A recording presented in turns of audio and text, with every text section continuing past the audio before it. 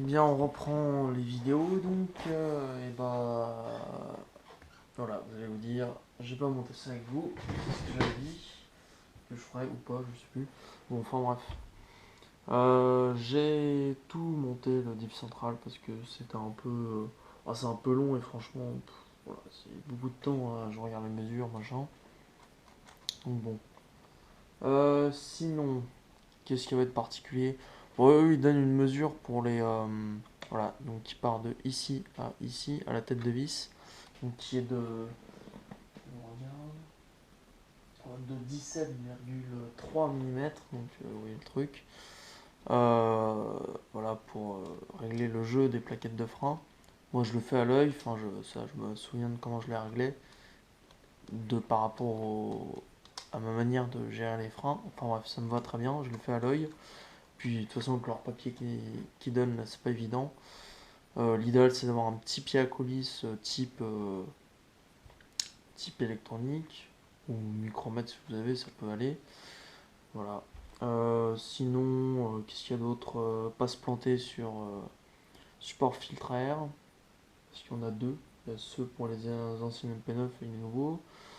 Il y a d'ailleurs que voilà, c'est à chaque fois vous prenez pour tout ce qui est petit support qui donne celui avec le petit ergot, comme ça vous ne plantez pas. C'est top. Sinon, voilà, rien de particulier, juste à tout enquier. Là, les petites vis de 3 par 3 en sans tête, du coup. Vraiment une micro-goutte de l'octite, voilà, histoire d'être tranquille, voilà. C'est une sûreté, on va dire. Et puis voilà, rien de très particulier. Alors, j'ai reçu un petit message. Ah. Bon, si je reçois un coup de fil, je vais être obligé de couper, ça c'est important. Ouais, bon, voilà, c'était ma petite minute où j'explique tout. Maintenant, il y a quoi de particulier? Bah rien, vous voyez. Bon. Non, rien de très compliqué. Ah si, j'ai eu une petite remarque. Voilà, les petites cales, on peut dire, qui je crois existent aussi en roulement, voilà, qui se mettent ici en fait. Voilà, pour éviter que la platine prenne du jeu. Enfin bref, ils en donnent en plastique. Je vais vous le montrer tout de suite. Donc c'est où, c'est où?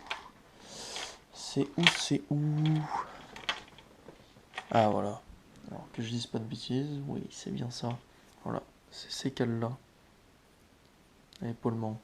Bon, en plastique, l'avantage c'est qu'elles doivent s'user peut-être un peu plus vite, mais en tout cas ça doit moins abîmer le reste. Bon, enfin bref, après, voilà.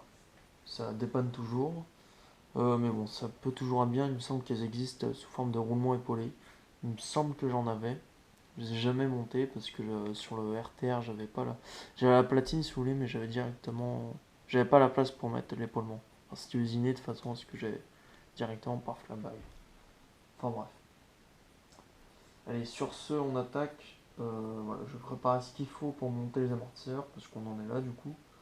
Et puis voilà. Tiens, aussi, juste, voilà, deuxième remarque, j'ai mis les petites cales, voilà, celles-ci, donc les longues qui se mettent en dessous. Il y a plusieurs dimensions, tac, tac, tac, en fonction de.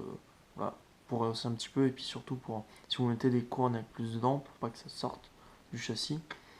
J'ai mis, voilà, la première dimension, donc la première taille. Plus grosse, ça sert à rien, ça c'est vraiment pour de la grosse couronne.